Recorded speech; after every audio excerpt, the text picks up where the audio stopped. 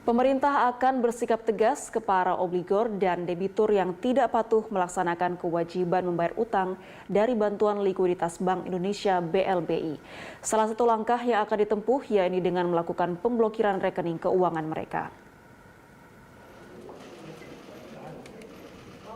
Menteri Keuangan Sri Mulyani Indrawati menerangkan upaya pelacakan, penagihan dan likuidasi akan intens dilakukan pemerintah untuk mencari aset para pemilik bank yang belum melunasi utang dari BLBI. Pihaknya telah menggandeng BIN, Barreskrim serta Kejaksaan Agung agar pelacakan dan eksekusi aset dapat dilakukan. Selain itu, OJK dan Bank Indonesia juga akan dilibatkan untuk melakukan pemblokiran akses rekening para obligor dan debitur ke berbagai lembaga keuangan.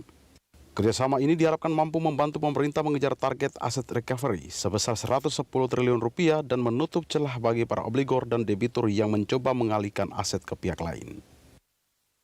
Tetap kita akan menghargai mereka yang melakukan reach out.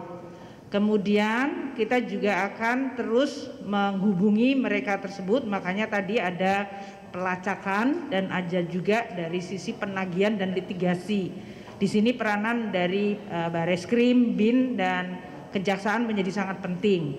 Dan kami akan mengeksekusi melalui PUPN. Kalau itu juga belum, kita akan bekerja sama dengan Bank Indonesia dan OJK agar tadi akses mereka terhadap lembaga-lembaga keuangan bisa dilakukan pemblokiran. Ini adalah sesuatu yang bisa kita juga lakukan karena nama-nama mereka jelas, perusahaannya mungkin dulu ada, dan oleh karena itu tadi aset tracingnya menjadi penting dan kemudian obligasi atau kewajibannya bisa diidentifikasi. Dengan kerja yang rapi dan bersama-sama sekarang dengan Kejaksaan, ya, dengan Reskrim, dengan BIN, dengan Kementerian Hukum dan HAM, dengan ATR, kita berharap kita bisa secara rapi menutup semua celah mengenai aset. Paling tidak yang ada di dalam negeri dulu itu juga cukup banyak dan signifikan. Sementara itu, Satgas Penanganan Hak Tagih Negara dan Bantuan Likuidasi Bank Indonesia (BLBI) telah memanggil Hutomo Mandala Putra atau Tommy Soeharto terkait penyelesaian hak tagih negara dana BLBI senilai 2,61 triliun rupiah. Pemanggilan ini ditujukan kepada Tommy Soeharto dan Roni Hendarto Rono Wiceksono selaku pengurus PT Timur Putra Nasional. Seperti diketahui, satu dari 48 bank penerima dana BLBI adalah Bank Pesona yang sebelumnya bernama Bank Utama. Bank ini diketahui memperoleh dana bantuan likuidasi senilai 2,33 triliun rupiah.